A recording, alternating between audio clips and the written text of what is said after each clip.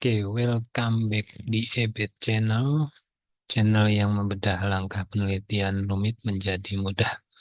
Make research it's easy.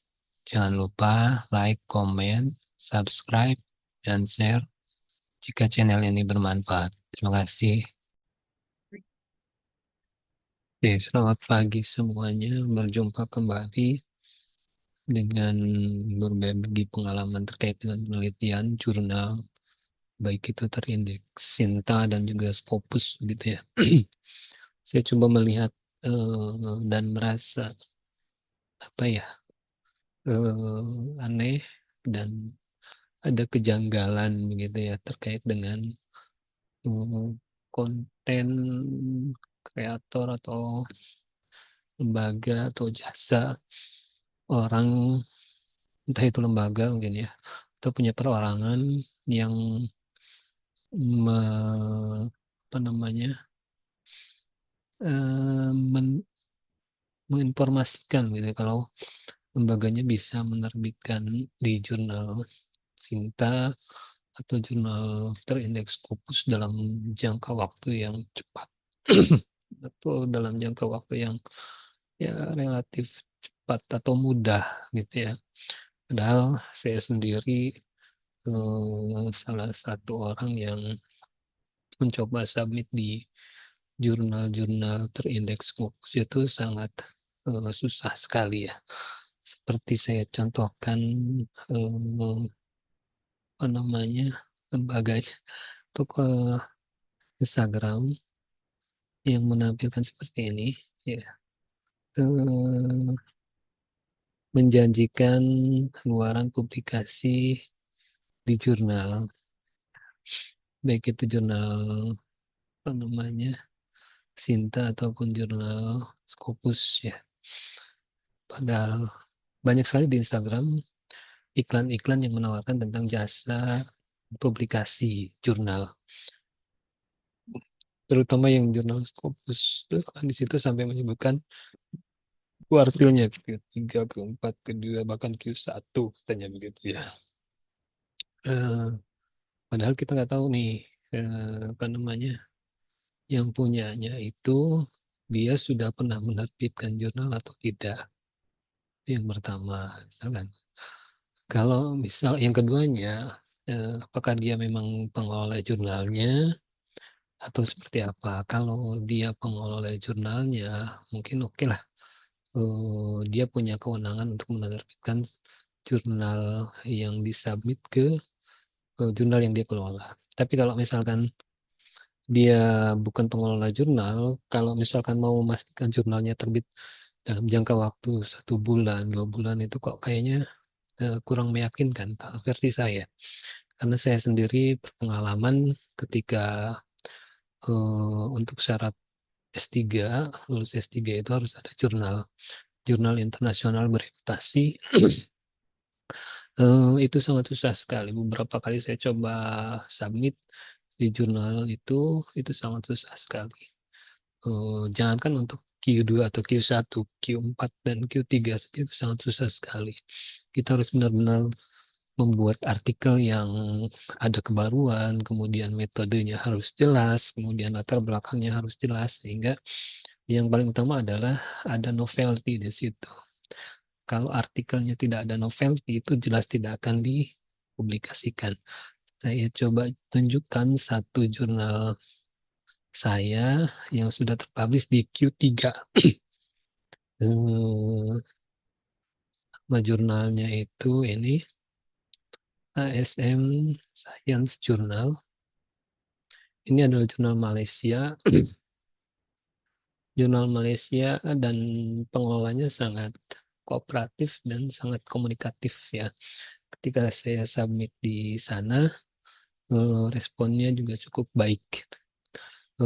Untuk periode terbitannya itu di sini dia 1 tahun cuma 1 kali ya, 1 tahun cuma 1 kali. Kalau dicek di scopus.com, ini masih terindeks Scopus, kemudian di kuartil 3 atau Q3.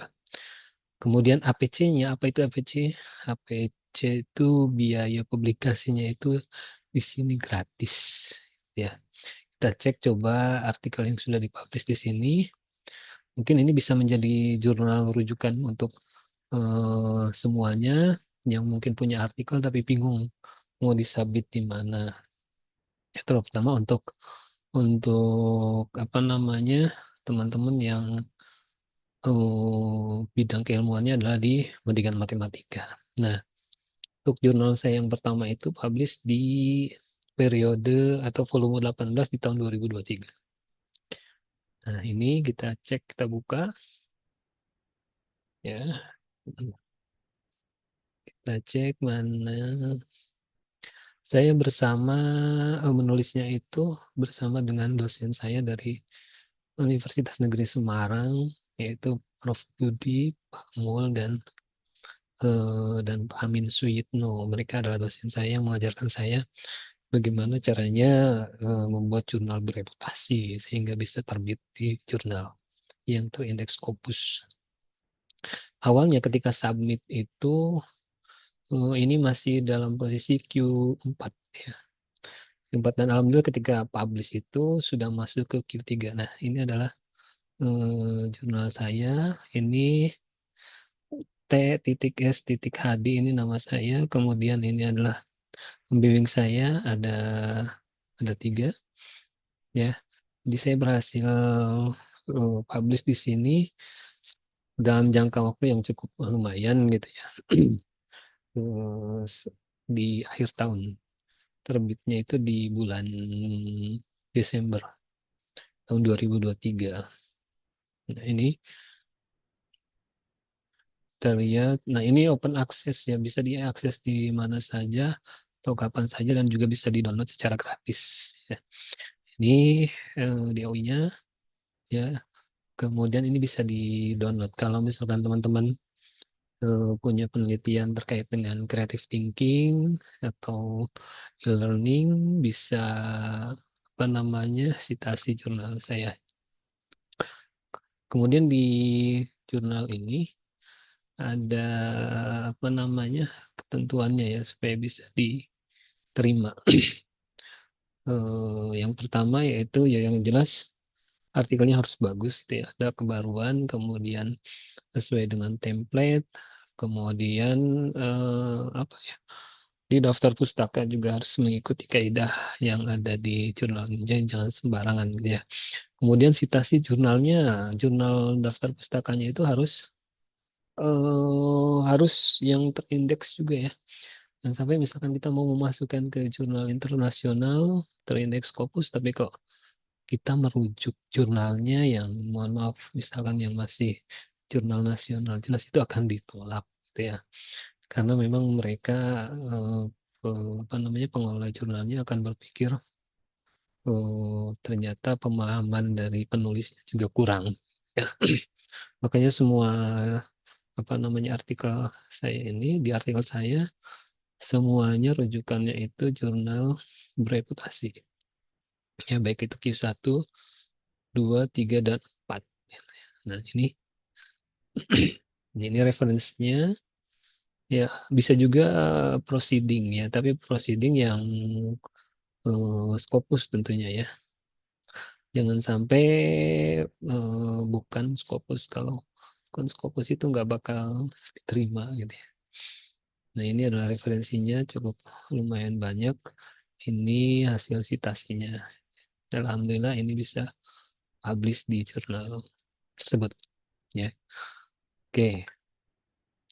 Makanya kalau misalkan tadi yang saya sampaikan, ada orang yang ada lembaga atau orang perseorangan yang menjanjikan publikasi cepat dalam 1 bulan gitu ya.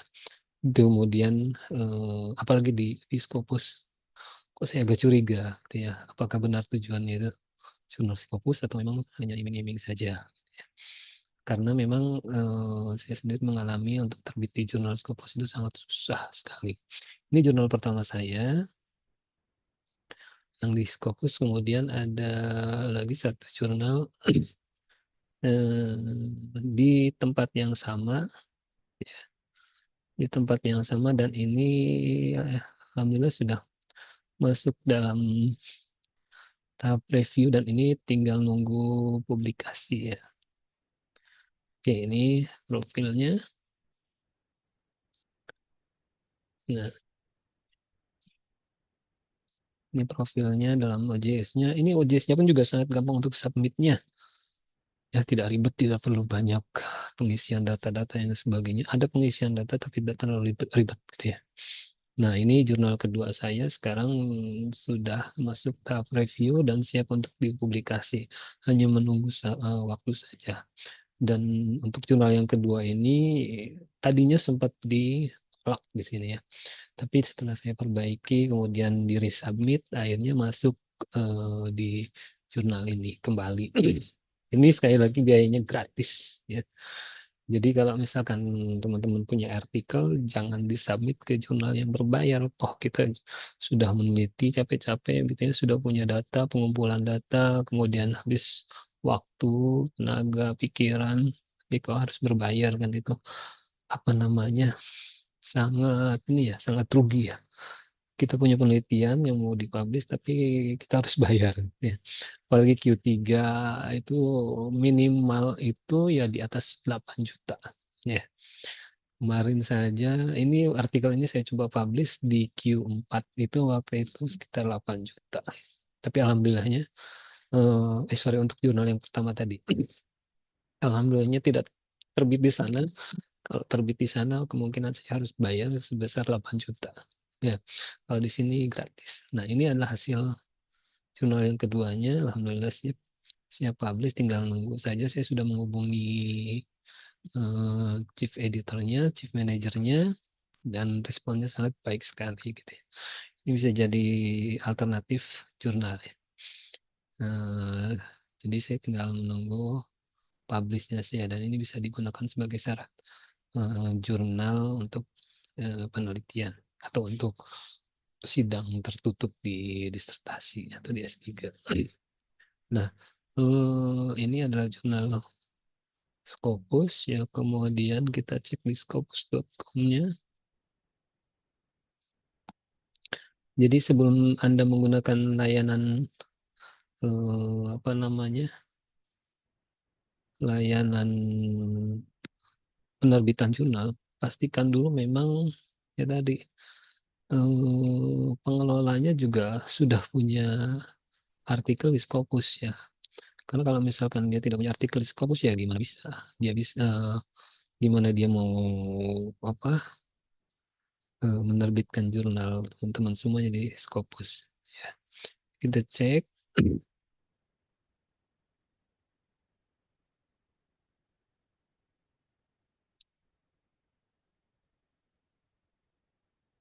Nah, bisa kita cek.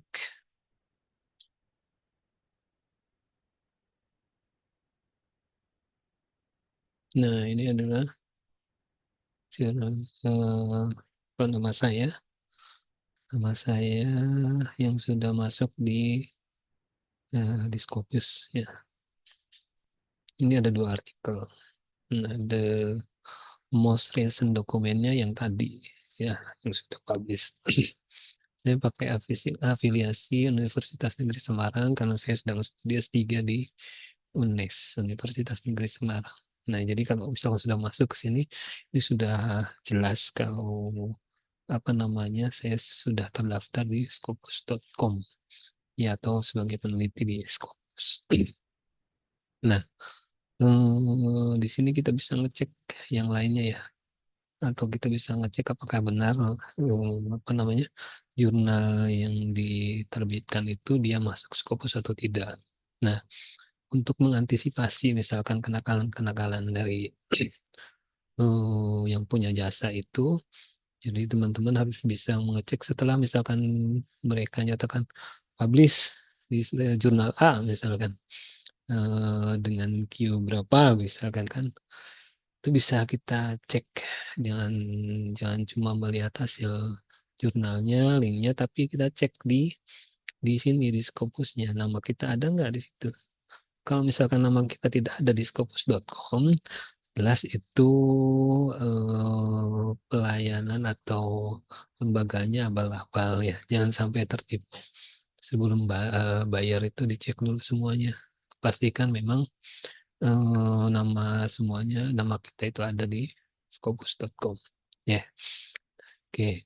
Untuk antisipasi jangan sampai sudah bayar tapi ternyata ditipu gitu ya, dengan iming-iming karena kita misalkan membutuhkan Scopus, akhirnya eh, kita mengeluarkan uang dengan sia-sia. Oke, itu untuk yang jurnal Scopus. Kalau untuk yang Sinta juga sama. Kalau Sinta sih menurut saya relatif lebih mudah kayaknya gitu. Karena kalau Sinta itu memang cukup mudah. Cuma kadang ya tadi respon dari apa namanya pengelola jurnalnya kadang suka lama gitu ya. Dan kita mengejar mengejar apa namanya publikasi, waktu publikasi ya, tapi kadang lama. Ya, saya pernah di satu jurnal pengelolanya itu di satu kampus di Yogyakarta sampai 1 tahun, padahal cuma cuma Sinta 3, cuma Sinta 3, responnya lama sekali gitu ya, dan sampai 1 tahun lebih tidak ada respon sama sekali, sampai saya coba email ke pengelolanya, responnya juga lama. Kalau jurnal Scopus saya lihat responsifnya cukup baik ya dari pengelolanya. Paling paling lama itu ya 3 hari. Tapi ada juga sih pengelola jurnal Scopus yang responnya lama sekali, bahkan ada yang sampai bulanan gitu ya. Ketika kita email itu sampai bulanan. Ada satu jurnal saya yang lainnya itu saya sudah resubmit di apa namanya di jurnal itu sudah 2 minggu atau 3 minggu, saya email ternyata tidak dibalas. Itu ya, saya nggak tahu kendalanya di mana ya, apakah memang bisa diterbitkan atau tidak. Padahal kita hanya butuh kejelasan. Kalau misalkan jurnal kita layak untuk diterbitkan di jurnal itu ya minta informasi yang jelas. Jangan sampai misalkan kita menunggu tapi ujung-ujungnya zonk ya. Itu juga harus dipertimbangkan.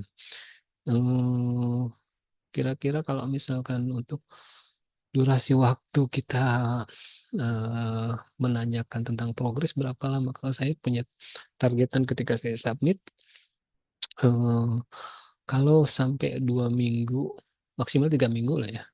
3 minggu belum ada feedback atau belum ada perubahan di OJS-nya, saya langsung email.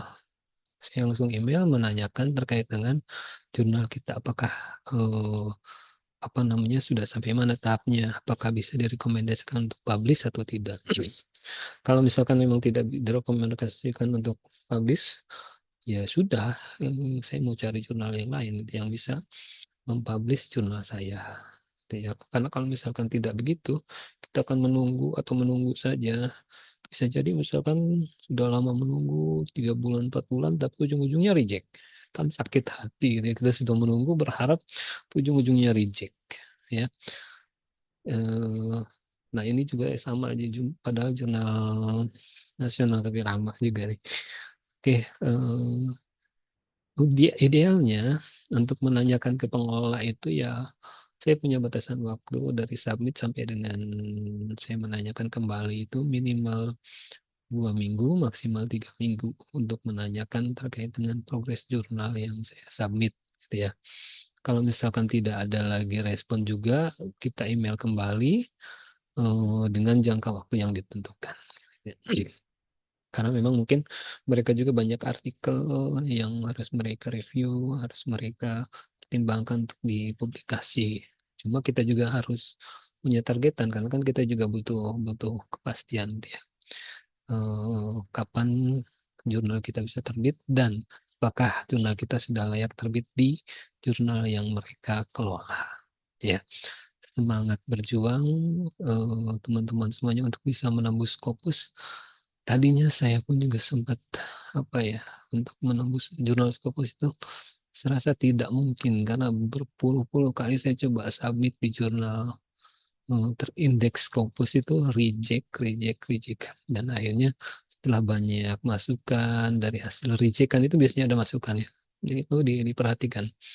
Kadang ada yang begini, ketika kita submit di jurnal, kemudian di reject, di situ padahal ada masukan, tapi kita enggan untuk memperbaiki, gitu ya. Padahal itu bisa jadi sebagai apa ya masukan supaya jurnal kita itu lebih bagus, ya. Tapi ada juga yang kejam, gitu ya, pengelola jurnal yang kejam. Ketika reject ya reject aja, gitu, tanpa ada toleransi, tanpa ada masukan atau review perbaikan di jurnal kita. Ya, sekali lagi untuk para pejuang Scopus, para pejuang jurnal, jangan patah semangat ya. Scopus bisa kita taklukkan ya kalau kita sudah mempelajarinya lebih dalam gitu ya. Eh, apa namanya? Kita sudah punya penelitian, kita sudah melakukan penelitian. Kalau bisa kita cari jurnal-jurnal yang tadi tidak berbayar supaya artikel kita pun juga dihargai oleh mereka. Kita sudah capek-capek melakukan penelitian, pengolahan data, membuat deskripsi dan sebagainya. Kalau misalkan harus berbayar ya alangkah ruginya kalau versi saya gitu ya. Oke, mungkin itu yang bisa kita sampaikan. Kalau ada yang mau didiskusikan, Anda bisa kontak saya melalui email yang nanti akan saya munculkan di deskripsi video ini. Mudah-mudahan ini bermanfaat. Kalau ada yang mau didampingi supaya bisa terbit di Scopus, dengan senang hati saya akan membantu teman-teman semuanya untuk bisa publikasi. Ya, selamat berjuang, selamat pagi. Wassalamualaikum warahmatullahi wabarakatuh.